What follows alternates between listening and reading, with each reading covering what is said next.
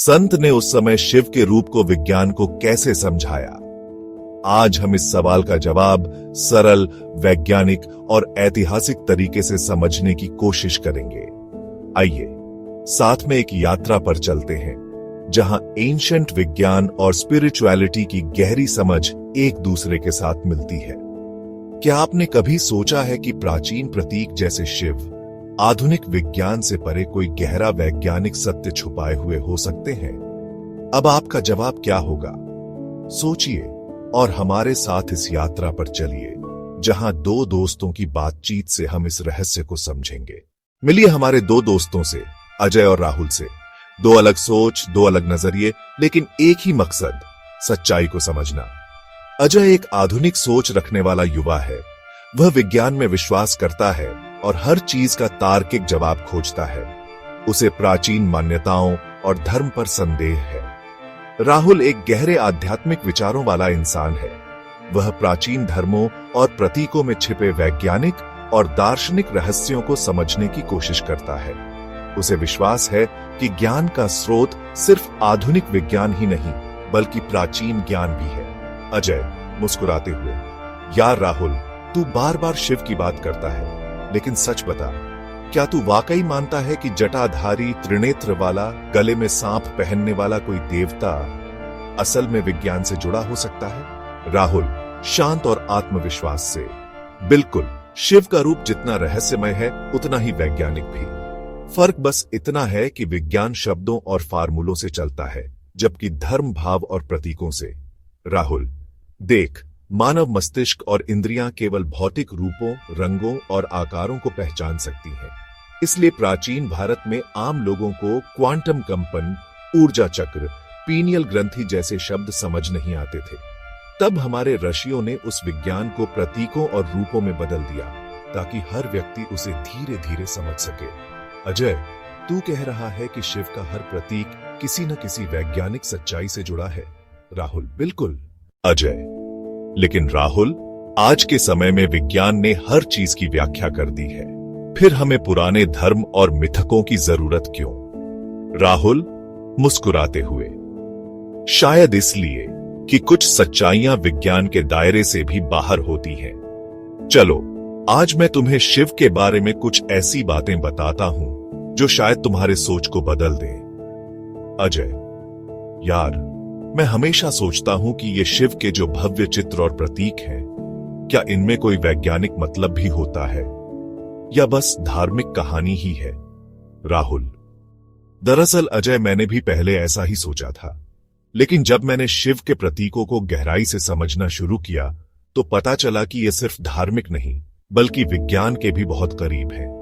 दर्शकों, क्या आपने कभी सोचा है कि प्राचीन प्रतीक जैसे शिव आधुनिक विज्ञान से परे कोई गहरा वैज्ञानिक सत्य छुपाए हुए हो सकते हैं? नीचे कमेंट में अपनी राय दें। राहुल, हां, जैसे उनका त्रिनेत्र, ये कोई कल्पना नहीं बल्कि पीनियल ग्रंथि का प्रतीक है, जो हमारी आंतरिक जागरूकता और चेतना का केंद्र है। जब हम ध्यान करते हैं तो यह आंतरिक दृष्टि जागृत होती है, वही जो शिव की तीसरी आंख से जुड़ी है। और आज के न्यूरोसाइंटिस्ट्स भी मानते हैं कि मेडिटेशन से पीनियल ग्रंथि जागृत होती है, जिससे इमोशनल स्टेबिलिटी, फोकस और इनर पीस बढ़ती है। अजय, गंगा क्या कोई आंतरिक भाव का प्रतीक है? राहुल, बिल्कुल, वह गंगा ब्रह्मांडीय ऊर्जा है जो ब्रह्मरंध्र, क्राउन चक्र से मस्तिष्क में प्रवाहित होती है।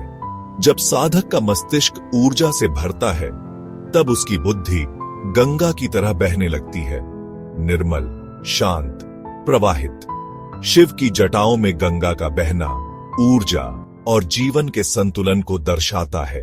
अजय, ठीक है, लेकिन डमरू क्या विज्ञान समझाता है? राहुल, डमरू की ध्वनि ब्रह्मांडीय कंपन का प्रतीक है। आज के वैज्ञानिक कहते हैं कि ब्रह्मांड एक तरह का कंपन है, क्वांटम तरंगों का। शिव के नटराज नृत्य में भी ये कंपन और ऊर्जा की लहरें दिखती हैं? ऋषियों ने इस ध्वनि को AUM कहा, जो ब्रह्मांडीय ध्वनि है। विज्ञान में भी यह पाया गया कि हर कण में कंपन, वाइब्रेशन होती है।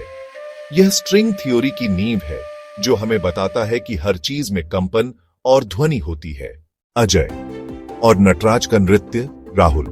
नटराज शिव का वह रूप जो पूरी सृष्टि के कंपन और क्वांटम गति का प्रतीक है। डमरू से निकली ध्वनि, नाद है वही कंपन जिससे ब्रह्मांड की शुरुआत मानी जाती है। वह नृत्य सृजन, स्थिति और संहार का चक्र है, वही जो क्वांटम थ्योरी बताती है। क्वांटम भौतिकी और नटराज आधुनिक विज्ञान, विशेषकर क्वांटम फिजिक्स, मानता है कि ब्रह्मांड में कुछ भी स्थिर नहीं है। हर कण, पार्टिकल एक तरंग, वेव है। सब कुछ कंपन, वाइब्रेशन में है। Every atom is a dancer, just like Nataraja. CERN, Europe की परमाणु प्रयोगशाला। वैज्ञानिकों ने माना कि शिव का तांडव ही ऊर्जा का नृत्य है। क्वांटम फील्ड थ्योरी कहती है हर कण कंपन कर रहा है और यही ऊर्जा का मूल स्रोत है। नटराज की नृत्य मुद्रा में 108 स्थितियां होती हैं। यह वही संख्या है जो ज्योतिष, तंत्र और ब्रह्मांड में भी विशेष मानी जाती है। 108, 12 राशियां, X9 ग्रह या सूर्य और पृथ्वी की दूरी। सूर्य का व्यास 108, खगोल विज्ञान भी इसे संकेत करता है। अजय और शिव का भस्म। राख में क्या विज्ञान है? राहुल, बहुत गहरा। शिव का भस्म यह कहता है अहम शरीर नहीं, शरीर अंततः राख ही तो बनता है। 70% पानी, बाकी कुछ तत्व। यह अहंकार को तोड़ने का प्रतीक है और विज्ञान भी मानता है कि जब ईगो कम होता है तो मानसिक स्वास्थ्य बेहतर होता है। शिव के शरीर पर जो भस्म है वह नश्वरता का प्रतीक है। ऋषियों ने इसे सेकंड लॉ ऑफ थर्मोडायनेमिक्स से जोड़ा, जो कहता है एनर्जी डिग्रेड्स ओवर टाइम। सब कुछ खत्म हो जाता है पर जो शाश्वत है वह है चेतना। शिव के भस्म रूप में यही गहरी सच्चाई छिपी है। अब शिव का त्रिशूल। ये 3 शूल हमें बताते हैं कि मन, शरीर और आत्मा के बीच संतुलन होना चाहिए। प्रथम शूल इड़ा, भावनात्मक प्रवाह। दूसरा पिंगला, क्रियात्मक प्रवाह। और तीसरा सुषुम्ना, मध्य ऊर्जा मार्ग है। यह त्रिशूल हमसे योग विज्ञान का महत्व सिखाता है। अजय, तेरा सांप वाला लॉजिक क्या है? गले में नाग। राहुल, वो सांप कुंडलिनी ऊर्जा का प्रतीक है जो हमारे रीढ़ के नीचे सुप्त है। जब साधना से वह ऊर्जा ऊपर जाती है तो व्यक्ति का पूरा नर्वस सिस्टम एक्टिवेट हो जाता है। वैज्ञानिक कहते हैं ध्यान से स्पाइनल कॉर्ड से थैलेमस, हाइपोथैलेमस और प्रीफ्रंटल कॉर्टेक्स तक ऊर्जावान संकेत जाते हैं। शिव के गले में लिपटी हुई सर्प यह कुंडलिनी ऊर्जा का प्रतीक है। यह ऊर्जा हमारी रीढ़ में सुप्त पड़ी रहती है और जब जागृत होती है तो हमारी चेतना के स्तर में एक गहरी वृद्धि होती है। शिव के इस रूप में चेतना के नियंत्रित प्रवाह को दर्शाया गया है। अजय, अब समझ आ रहा है। पर चंद्रमा? राहुल, शिव का सिर पर चंद्रमा मन और समय का प्रतीक है। चंद्रमा का सीधा संबंध हमारे मस्तिष्क की जैविक घड़ी, सर्केडियन रिदम से है। पूर्णिमा और अमावस्या के समय मूड स्विंग्स, बेचैनी बढ़ना, यह सब विज्ञान भी स्वीकार करता है। शिव ने उस चंचल मन पर विजय पाई है। अजय, तो शिव सिर्फ एक देवता नहीं, वो तो चेतना, ऊर्जा और ब्रह्मांडीय विज्ञान का रूप है। राहुल, बिल्कुल, शिव को जानना अपने भीतर की ऊर्जा और चेतना को जानना है। और जब तुम भीतर की यात्रा शुरू करते हो तो प्रतीक धीरे धीरे विज्ञान में बदल जाते हैं। शिव को समझना अपने आप को जानना है। प्रतीकों से शुरू होती है यात्रा, विज्ञान पर जाकर खत्म नहीं होती, वह वहां से शुरू होती है। आपको इस वीडियो में सबसे ज्यादा क्या पसंद आया और अगली बार आप किस विषय पर वीडियो देखना चाहेंगे? कमेंट करके जरूर बताएं।